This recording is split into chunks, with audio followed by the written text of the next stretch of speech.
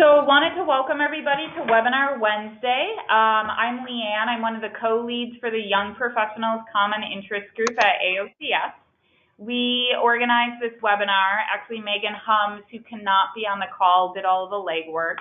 The Young Professionals SIG aims to bridge the gap between new and established professionals in the fats and oils industry by providing opportunities for professional development, networking, and AOCS leadership. This topic on imposter syndrome was suggested as one of interest. It came out of the Hot Topics session that we sponsored at last year's annual meeting.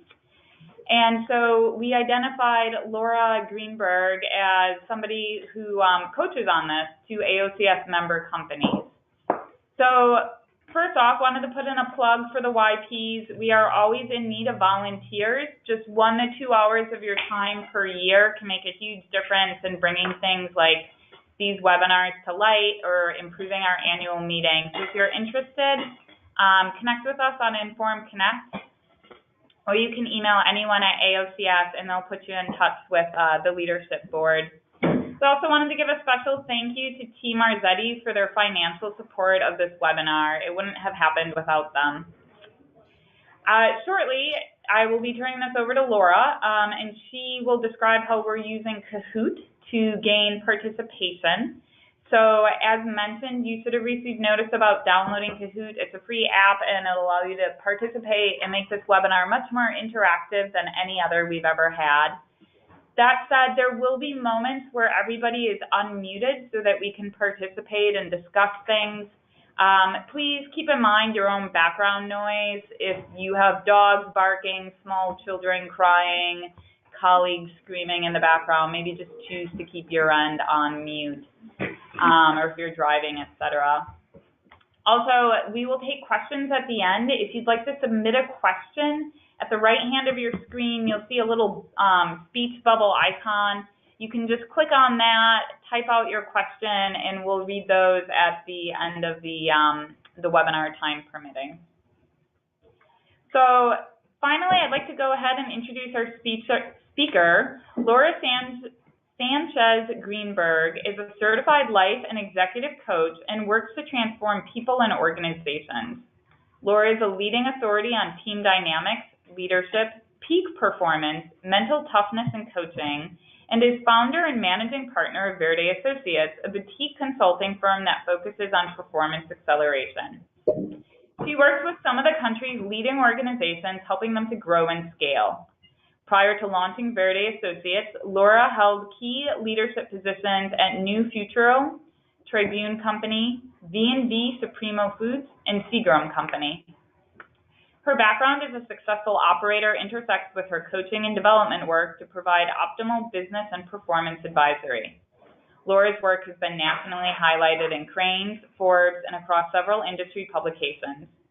She is active in several not-for-profit boards and has been nationally recognized by Girl Scouts of America for her work with the organization.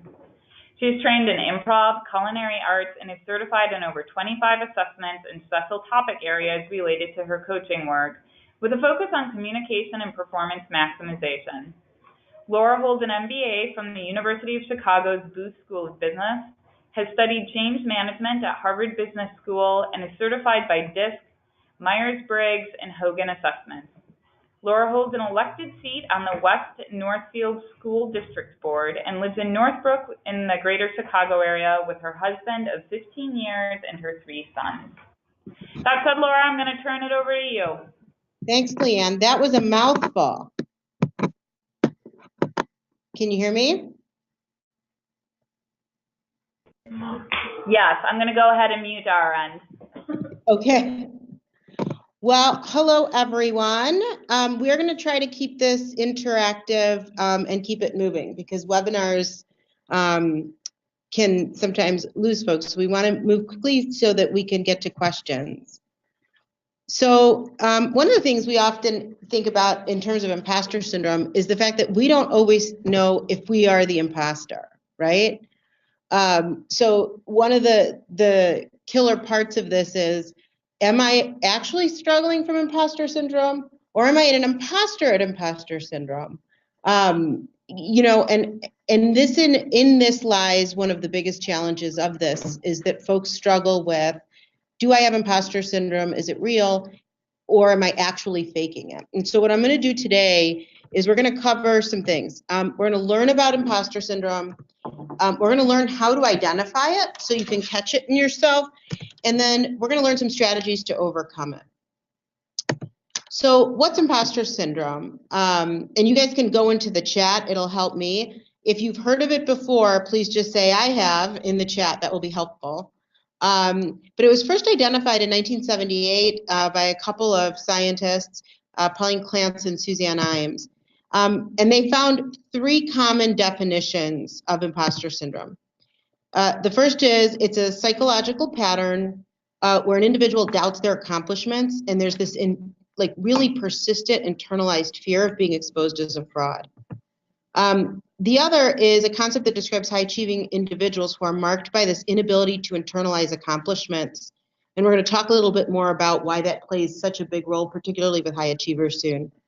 And the last one is this pervasive feeling of self-doubt or insecurity, despite overwhelming evidence to the contrary. What all these things have in common is that they're internal. So although a lot of folks around us may be struggling with imposter syndrome, we really only see it in our own heads or our own experience. So very, very famous imposter, Albert Einstein. The exaggerated esteem in which my life work is held makes me very ill at ease. I feel compelled to think of myself as an involuntary swindler. So if we take a pause to think about, this guy kind of did some important stuff, right? General relativity, all kinds of stuff. And he felt like he had tricked everyone.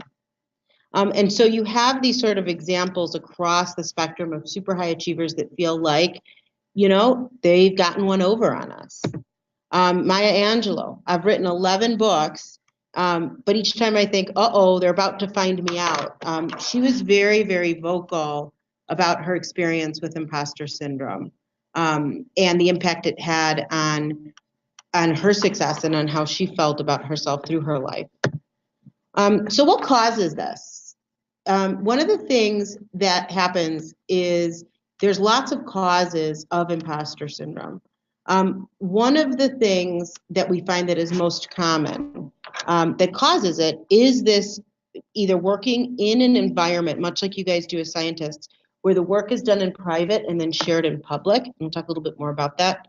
It's also super common in folks that have what we call belonging uncertainty. So if you're different, right, you're a female in a male-dominated industry, or you're an introvert among extroverts, there's a lot of different ways to feel like you don't belong. And the more that you feel that way, the more likely you are to feel like an imposter. So a couple of things. So just some highlighted research points on this. What they found is that about 70% of people with imposter syndrome, 70% of people struggle with it at one point or another in their lives. So super common to struggle with it. Fields where work is done in private and shared in public or judged in the open are more plagued with imposter syndrome. So certainly most of you on the phone are sort of in the sweet spot for the types of industries where you see imposter syndrome really at even higher levels than you would in general population. And intelligent high achievers, they find that imposter syndrome is endemic in these sorts of groups. So the question is why? Why do high achievers, the people who should least feel like an imposter, feel like an imposter most often? And I want to share a couple of visuals with you. High achievers, they get promoted and they get opportunities as they learn. So something I use an example of when someone performs really well, they get promoted on potential. You get given an opportunity. The definition of that opportunity is that you are learning as you're growing. What the research shows is that high achievers are most motivated, most happy when they are striving, when they are learning something. And then once they master it, they move on to the next challenge. So if you think about what this looks like, it means that as a high achiever, you actually don't, you're learning as you go. And I'll use some examples from some offices of high achievers that we've worked with in our coaching practice.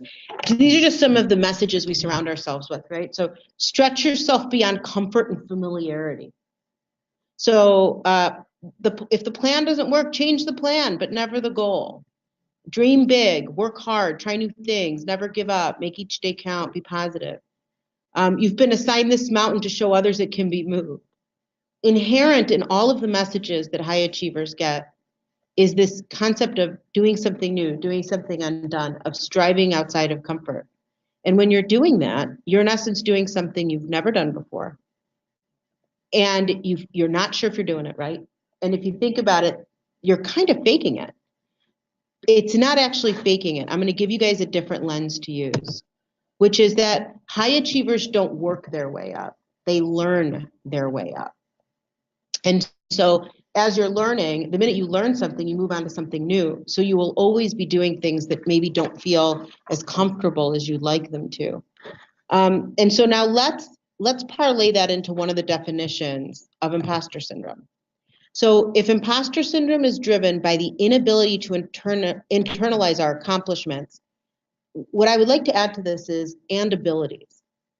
So often because we've learned our way up, we have sort of faked it as we've made it, as we've learned, then we feel like our accomplishments maybe aren't ours. And what we leave on the table is that one of the key skills of and key abilities of folks that are high achievers is the ability to learn, the ability to be flexible in situations. And it's that very ability that puts you into situations where you may feel like an imposter.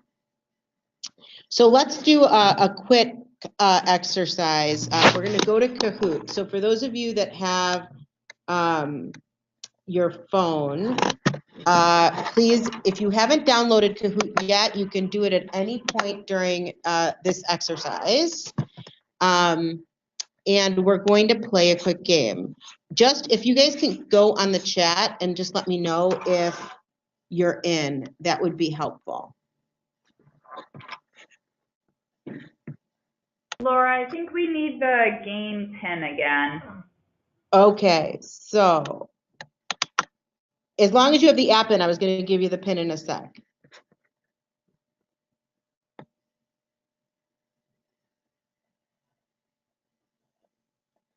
So once everyone has the app in, please that is your game pin. So you're going to hear the fun Kahoot music for a sec here.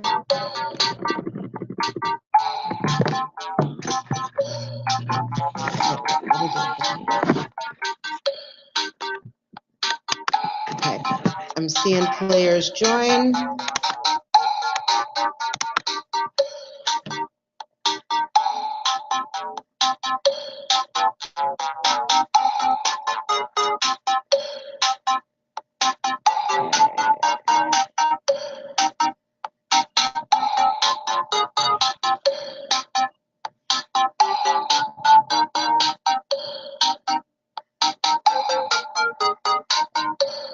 Okay. If as we go, the pin will display, so you can join at any point. I see a couple more joining. We're going to wait till the popcorn sort of starts popping. Okay. So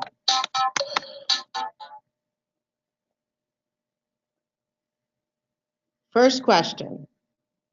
Are you ever worried people may find out you're not really as capable as they think you are?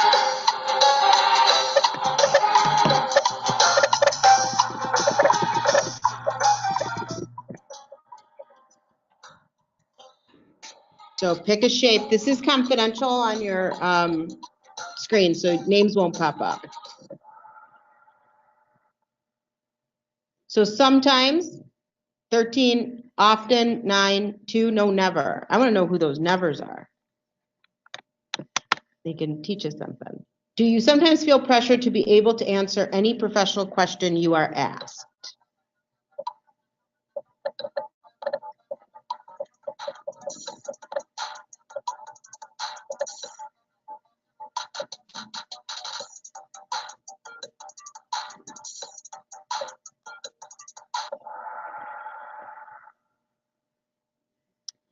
So at least sometimes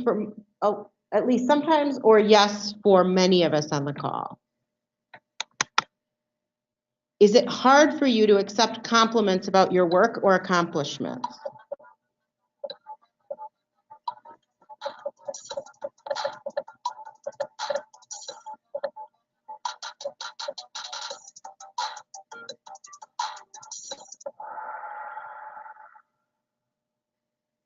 Sometimes, never, totally, I don't know what to say. So let's go in. Do you secretly compare your abilities to those around you and worry they're better than you?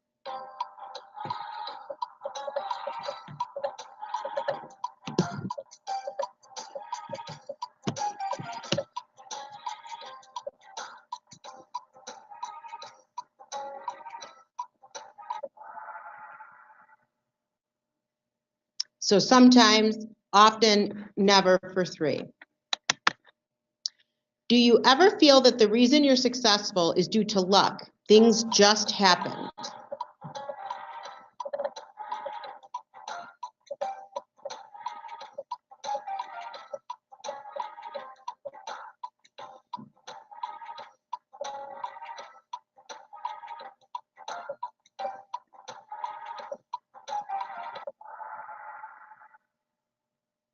Sometimes, so that we're seeing the breakdown. Let's go to the next one. Do you ever think if I can do it, anyone can?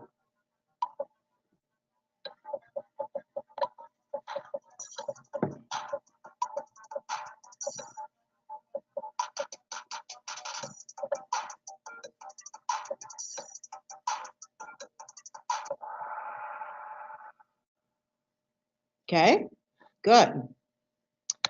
So next, do you agonize over the smallest flaws in your work?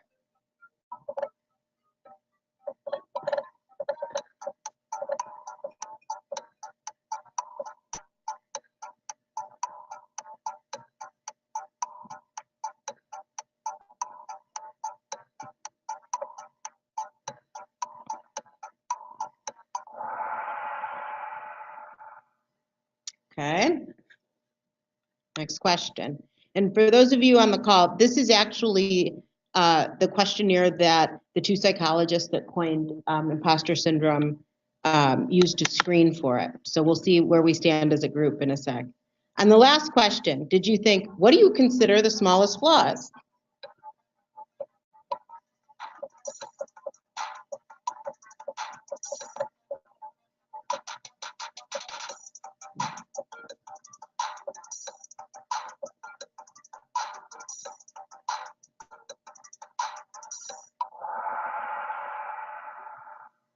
Okay. Does constructive criticism make you defensive? Does it make you feel inept?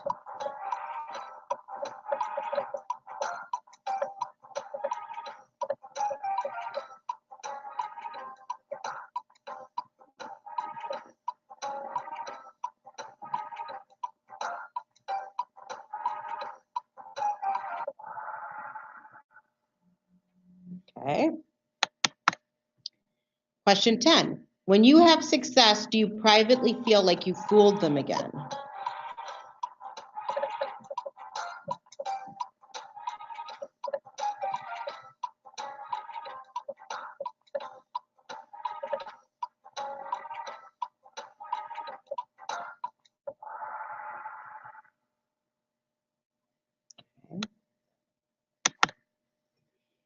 Do you ever feel like you have no clue what you are doing and are afraid people will find out?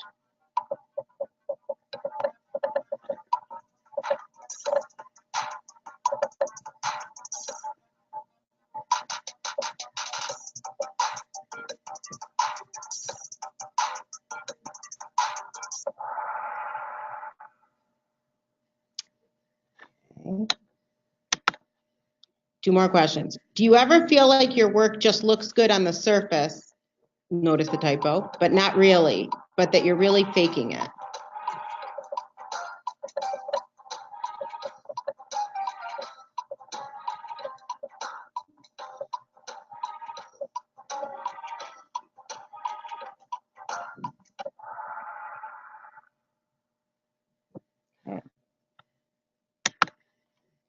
If you were asked to mentor someone in your field, would you think, why would they have me do it? I'm not an expert. I guess I could teach them some stuff. Of course, I'm competent and can teach them things.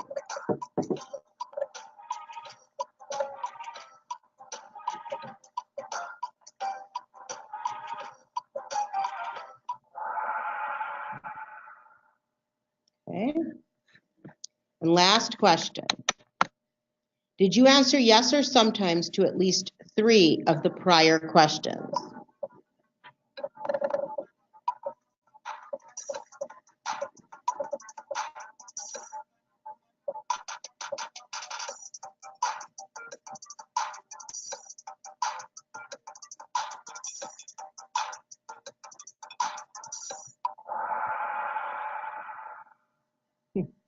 So there you have it. We have approximately 23 people that participated in the survey, and of those 23 have, if you answered yes to at least, yes to, or sometimes to 3, you have what is considered a moderate or occasional case of imposter syndrome. If you answered yes to 4, 5, 6, you start to get into the more often moderate. If you answered yes or sometimes to more than 9 of the questions, you have what is considered a high level of imposter syndrome. The takeaway here is everyone on the phone is a really highly talented professional, and you're clearly interested in self-improvement because you're on the phone. You're dialing into a lunch and learn. Yet, pretty much everyone that is part of this this session suffers with imposter syndrome, at least to a mild level, if not a high level. So let's go look at why this matters. So, a couple things. So would like for you to think about, and this is, we usually do this as a breakout if we were training live, but since we're on the phone, I want you to just jot down in front of you. Do you feel like you've experienced imposter syndrome or lack of confidence at some point? And have you ever held back, this is the key question, from doing something that you wanted to do due to lack of confidence? And I'll just have you reflect for a sec. Just jot it down in front of you. So let's look at why judging ourselves by others' highlight reels is wrong. We hear about this in the context of Facebook and social media, but the reality is that imposter syndrome looks like the first image here, which is we see the universe of what we know, and then we see snippets of what everyone else knows, and we think that their universe is huge, because although we see 100% of us, we actually only see 10 to 20% of anybody else's knowledge. And so when the reality looks like the second image, right, which is other people have about the same knowledge as we do, but we just see snippets of their knowledge. But we tend to merge the amalgam of everybody else, all the other people at their best self, versus the 100% of what we know about us. And what this does is it really creates very, very difficult expectations to manage, both for ourselves and for others. There's also this sort of cycle. So we get a project or piece of work, right, that we're not sure we can do or that is a challenge. So we have anxiety, self-doubt, worry, and one of 2 things happens. We either over-prepare or we procrastinate. Regardless of which we do, if we have success, we get this accomplishment. If we procrastinated and we didn't do our best work, but we happen to have the talent to do it, we chalk it up to luck, right? The last minute we pulled it out, we got lucky. If we over-prepare, we say, well, it's because I worked harder than everybody else. I'm not as smart, so I had to work harder. But we get this feeling of relief, we get positive feedback, but we ignore that positive feedback because in our own head, we're either saying we got lucky or we just worked real hard. Then we feel like a fake, we get another piece of work, we bring that feeling into it, and this cycle repeats over and over again as we get work. And so why does this matter? Well, it matters because when we feel like imposters, we can certainly have anxiety. We tend to work harder than we need to. We can be unhappy, and often we won't strive for the next position, or we won't put ourselves in a way to move up. And so just to sort of super validate, we know the 23, 24 people on the phone struggle with at least a mild case of imposter syndrome. Some famous folks have too. So Tina Fey always talks about worrying about being seen as a fraud. Meryl Streep, every time she won an Oscar, would say, I can't believe they still want to see me in movies. Sheryl Sandberg and Jodie Foster, two other famous folks that have struggled with imposter syndrome. And even Tennessee Williams, one of my favorite quotes, what's talent but the ability to get away with something? Very similar to this Albert Einstein feeling. And there's some other infamous ones. This is a local leader, same sort of thing. Me, the first day I started business school, I thought they'd made a mistake letting me in. We have a client that's a Forbes 30 under 30, who every time she receives positive feedback says she got lucky. And a very famous physicist, which some of you may know, George Lichtenberg. It's strange that only exemplary men make the discoveries which later appear so easy and simple. And it was in a talk about him feeling like he got lucky. A physicist and scientist who knows that luck probably doesn't exist in the universe, right? So a couple of things. Often we say, I don't feel like an imposter. I don't feel like I have faked someone out. But imposter syndrome can actually take on many different embodiments. And there's 5 different types: the perfectionist, the rugged individualist, the superman or woman, some of the things that are natural genius, and the expert. And I'm just going to take a second to take you through them and help you identify, are you struggling with one of these sort of flavors of imposter syndrome? So the first is the perfectionist. Perfectionism is directly correlated with imposter syndrome. Imposter syndrome can drive perfectionism, and perfectionism can cause it. So they're directly correlated, and they cause each other. So some questions to ask yourself. Have you ever been accused of being a micromanager? Do you have difficulty delegating? And when you do, are you frustrated with the results? When you miss the high mark on something, do you think about it a lot? Like, is it stuck in your head? Do you feel like your work has to be 100% of the time? If you answer yes to these questions, you may have this sort of flavor of imposter syndrome. The next flavor is the superwoman or man syndrome. So this is the type that pushes themselves to work harder and harder to measure up. Some questions to ask yourself is, do you stay later at the office? Do you work harder than everyone else to get the same work done? Do you get stressed when you're not working and find downtime stressful? Folks that have this flavor of it often will sit on their couch and say, why am I not working?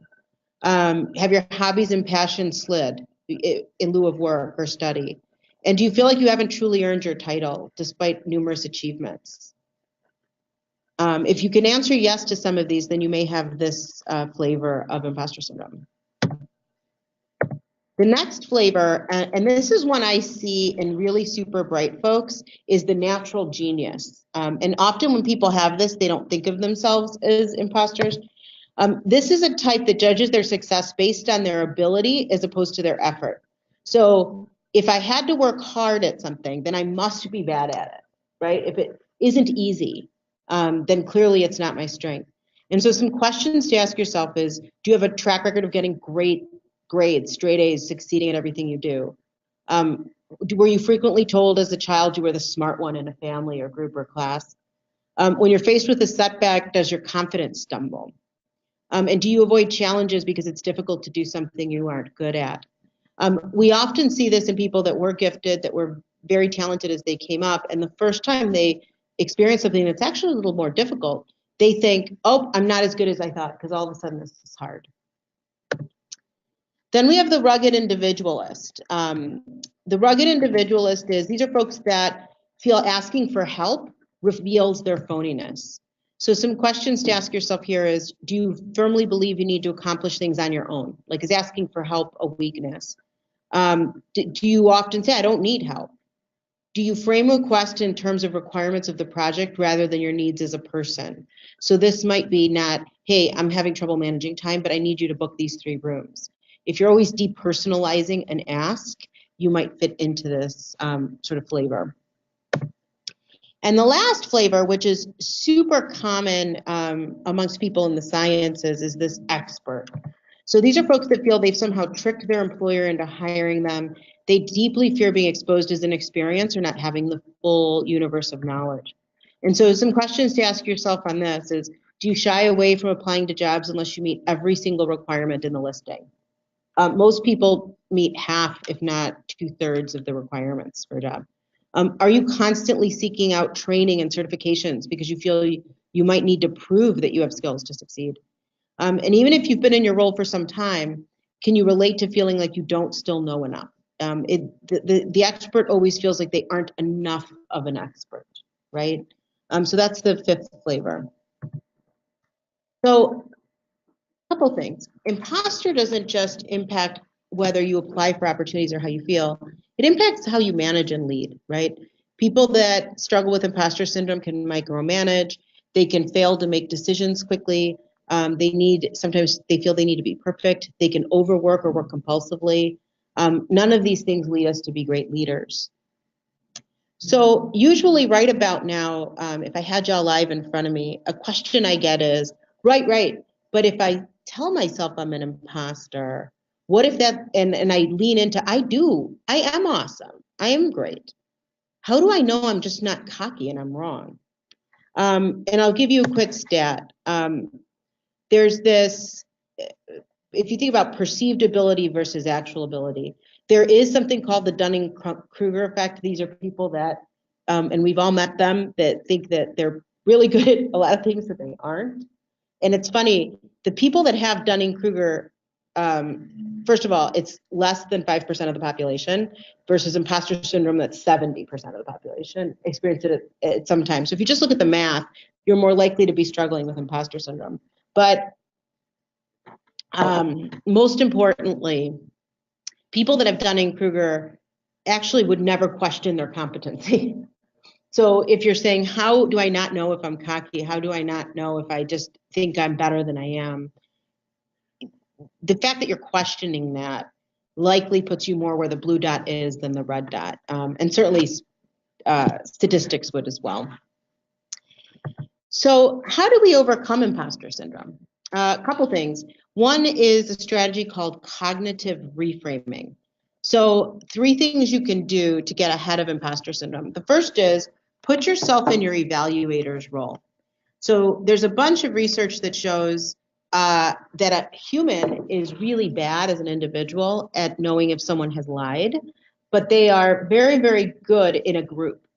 We sometimes see this in the dating world or in our personal lives, right? You get a story in your personal life and you bring it to a group of friends and they laugh. They say, "Are you kidding?"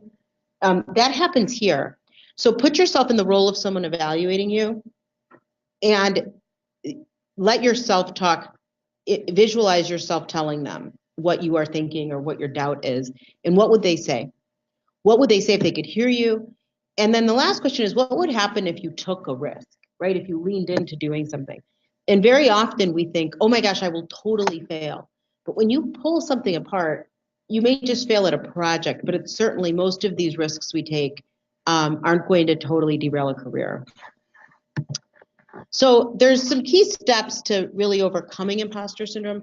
One is own why you kick butt, right? So one of the homework assignments we're going to give you today is to think about what is it that you're really great at, right? Like really owning it and leaning into that.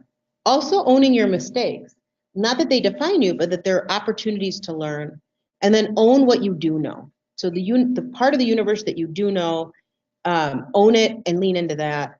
There's been a lot of research, Brené Brown's a great author on this, around vulnerability. And it turns out that the people that are most confident are people that are confident knowing what they don't know and admitting that. So let's look at the first homework assignment I'm going to give y'all to do. There's been a bunch of research that values affirmation can combat this sort of stereotype threat, especially if you aren't like a group where there's this belonging uncertainty. So what I would ask you each to do is to take a moment, either while I'm speaking or after the call, to write 3 to 5 values that define you and how you work. So an example of this would be, I have integrity, right? I bring good leadership and good people skills. One of my values is doing a good job, intellectual rigor. Whatever the things that you bring that are not project or skill specific, that are really values. A bunch of research has shown that people that are very clear about who they are from a purpose and values perspective experience and can manage imposter syndrome better. I'm going to pause for a minute because I'd given this homework to a couple of folks before the call. Is there anybody on the call that would like to just share an example of what a values statement might look like?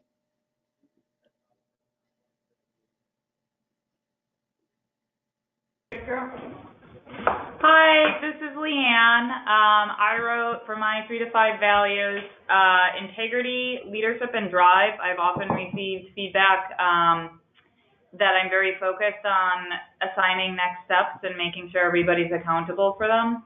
And then intellectual rigor. Hopefully that came from many years of grad school. Awesome. Thanks, Leanne. So that's an example, and let's use Leanne's example for a second. So when you think about intellectual rigor, and you think about high achievers and the fact that high achievers are always learning, the skills like integrity, being able to take next steps, the things she mentioned are things that are portable from experience to experience and from challenge to challenge. So when you think about having a real clear, I often will tell in our coaching practice people to write those values on a Post-it and just look at them.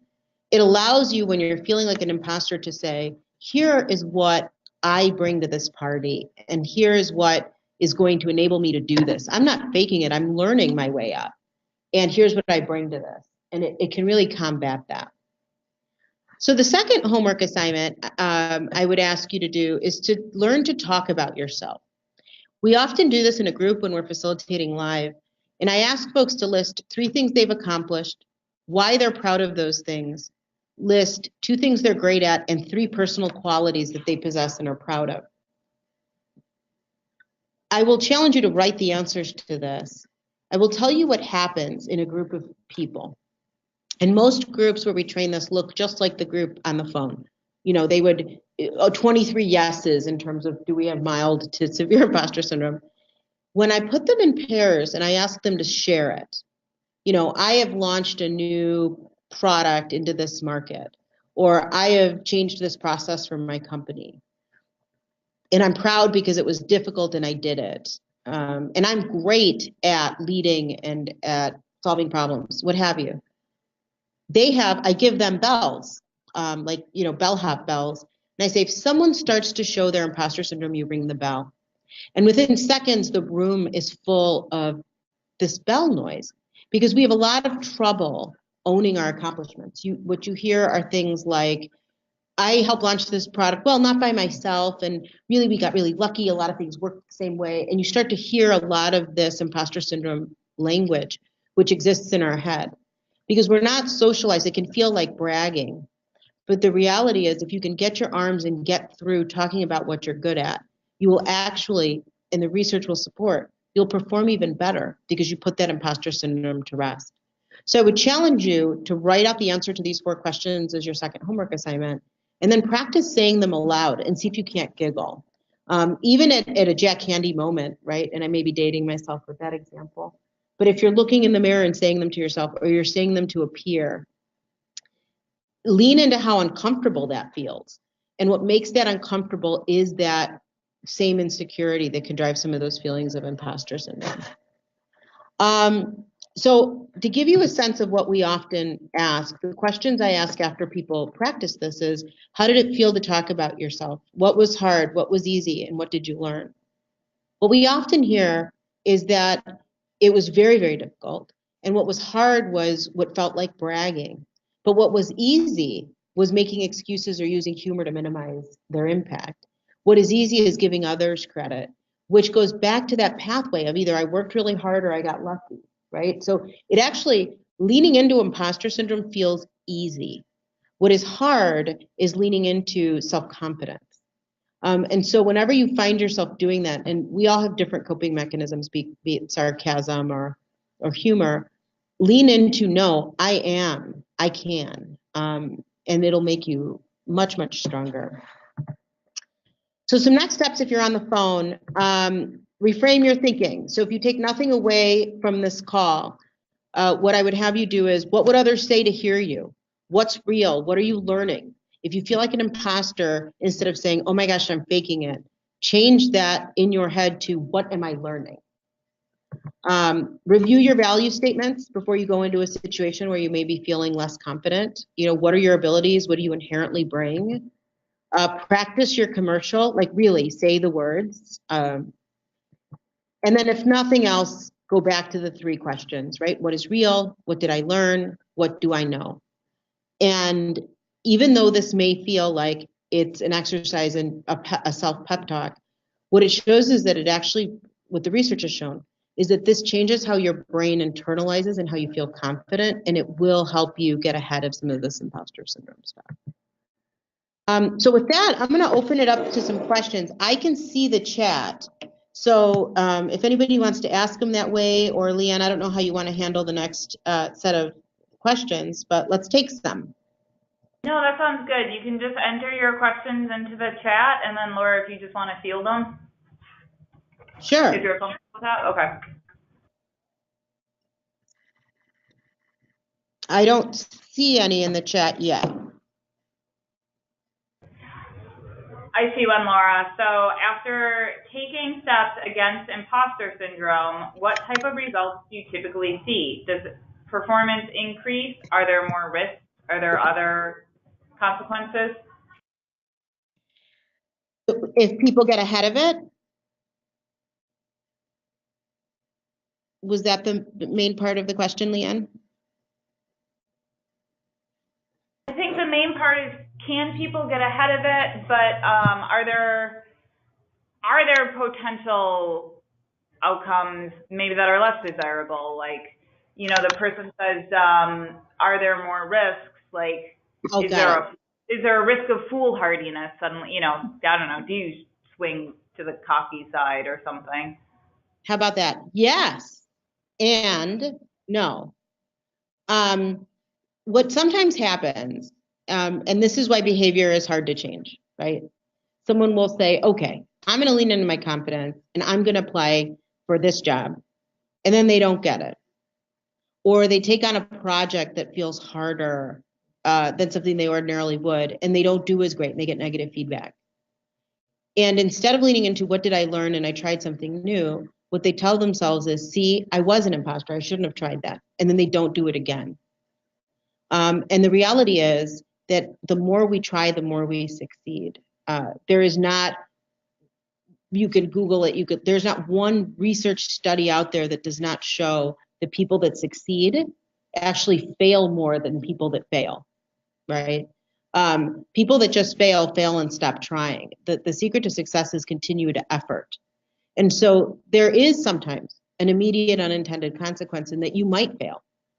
What if you lean into continuing to try and to continue to have that confidence is that you will succeed over time. And what the results that we've seen, and that the research supports as well, is that folks that get ahead of this succeed bigger.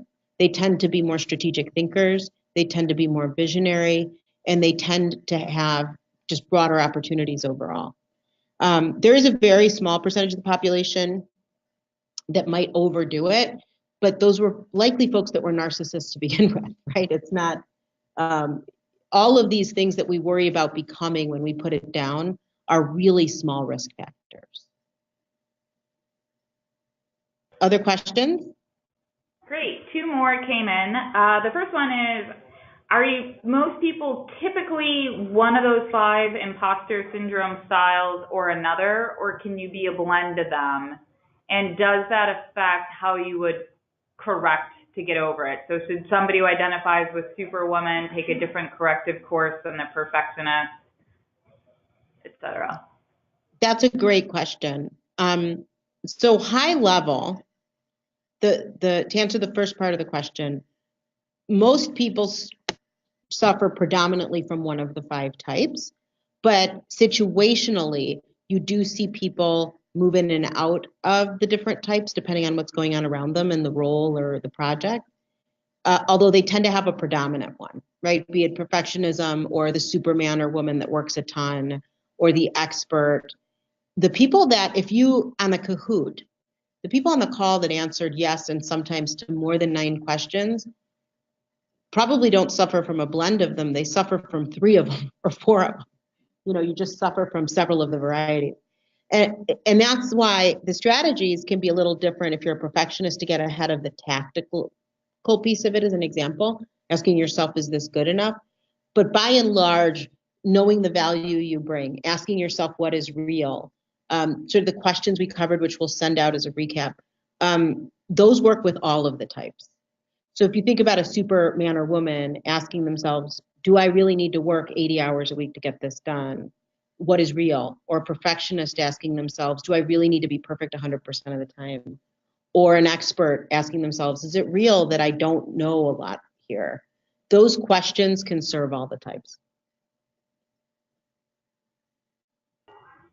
Great, thanks. Are there ever any benefits of having imposter syndrome? Does the phrase fake it until you make it apply? Yes.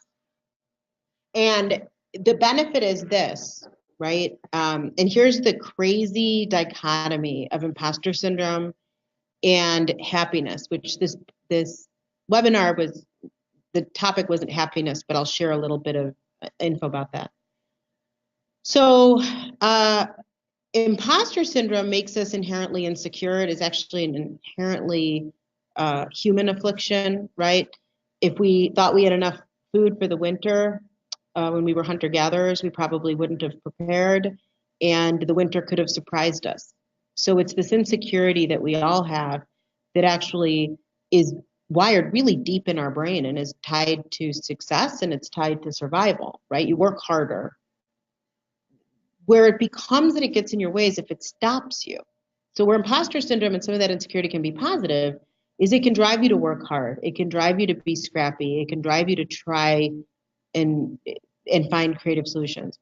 Where it stops serving us, right, is when it stops you from taking opportunities or it makes you not a great manager.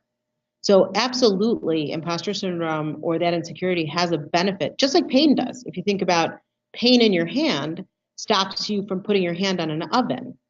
But people that have chronic pain conditions, can't fully access life. So it's the same with this. If it drives you to achieve more, great. If it gets in your way from actually maximizing yourself, then that's where you want to kind of soften the edges. What the happiness research shows is that people, they put people in MRI machines and they ask them, Nobel laureates or entrepreneurs, really, really high achievers. And they ask them about the moment of getting the Nobel or the moment that they sold their company and became a millionaire. And as you would expect, those are good things. They got some dopamine in their brain. They felt great. Then they asked them about the work. They asked them about the struggles that they had in making their discovery or the struggles in building a company or what have you. And their brains lit up, completely bathed in dopamine. So it turns out that high achievers are much happier on the ascent than they are at the summit. And so what that means is that as a high achiever, you're always going to be wanting to climb. And that's going to be tied to imposter syndrome too. So it does have strengths, and it is just sort of just kind of owning that it's an inherent part of who folks will be if they're high achievers. Is it helpful to call out peers, or if you're a manager, your direct report, and tell someone, hey, I think you're struggling with imposter syndrome, or is that more like psychologically damaging? That's a great question. I mean, I don't know that I'd go around pointing and, saying, hey, imposter syndrome. I do think in a group where everyone has the vernacular, it's okay to say, hey, I think that's your little imposter talking. Another strategy, if you're not that close to a colleague, though, or you don't share the vernacular, is just to ask them the same question, right? If a colleague or a direct report says, I don't know, something really common, Leanne, and we were talking about this, is we'll ask someone to be a mentor, or I'm sure you guys are always looking for volunteers, and people will say, well, I don't have that much to contribute, or how could I really mentor someone? If you hear someone say these things, asking them, well, is that real? Do you think that this person would find nothing to learn from you? What is real? What do you know? What can you contribute? That can help too. I don't think you're going to damage someone by calling them out, but if someone doesn't know or have the knowledge that imposter syndrome is a thing, I wouldn't necessarily throw the statement around. Great, thanks, Laura. I don't see any other questions in the chat panel. So just to recap, Laura will send AOCS the homework assignments, and we'll distribute those via email or Inform Connect. And then this was also recorded, so if you know anyone else who might want to listen but wasn't able to join, they will be able to download this from the website. Awesome. Thanks, Laura. I just wanted to really extend our appreciation to you for doing this talk. Awesome. Well, thanks. And it's always helpful to me to know what was most helpful to folks and what they'd like to see more of. So if folks want to comment or what they learned, that's always helpful to me. But thank you guys all for sharing your lunch hour with me. Thanks. Have a great day. Thanks. You too.